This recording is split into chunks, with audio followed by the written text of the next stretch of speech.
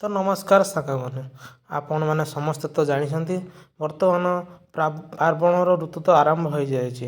ତ ଏହି ଋତୁରେ ଆପଣମାନେ ସମସ୍ତେ ଜାଣିଛନ୍ତି ପୂଜା ପର୍ବ ସବୁ ଆରମ୍ଭ ହୋଇଥାଏ। ପ୍ରଥମେ ତ ଆରମ୍ଭ ହୋଇଥାଏ ଠାକୁର ଗଣେଶଙ୍କ ପୂଜା। ତ ଗଣେଶ ପୂଜା କେବେ ପଡ଼ିଥାଏ? ତ ଭାଦ୍ରବ ମାସରେ ଗଣେଶ ପୂଜା ପଡ଼ିଥାଏ।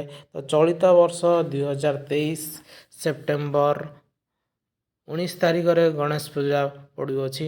ତା ପୂର୍ବରୁ ଆମର ବଡ଼ ପର୍ବ ରହିଛି ବିଶ୍ୱକର୍ମା ପୂଜା, ଯେଉଁଟାକି ଇଣ୍ଡଷ୍ଟ୍ରି ମାନଙ୍କରେ ହୋଇଥାଏ। ତ ଏହା ସେପ୍ଟେମ୍ବର 17 ତାରିଖରେ ପଡ଼ୁଅଛି। ତ ଗଣେଶ ପୂଜାକୁ ବହୁତ ଭଲ ଭାବରେ ସ୍କୁଲ, କଲେଜ ଏବଂ ବିଦ୍ୟାଳୟ ମାନଙ୍କରେ ପାଳନ କରାଯାଇଥାଏ ଏବଂ ବଡ଼ ବଡ଼ ସହର ମାନଙ୍କ ମଧ୍ୟ ବର୍ତ୍ତମାନ ଏହି ପୂଜାକୁ ପ୍ରୋତ୍ସାହ ଦିଆଯାଉଛି, ଯାହାଫଳରେ କି ବିଭିନ୍ନ ପ୍ରକାର ଯାତ୍ରାରେ ମିଳୁଥିବା ଜିନିଷ ଉପକରଣ ସବୁ ଆପଣମାନେ ପାଇପାରିବେ।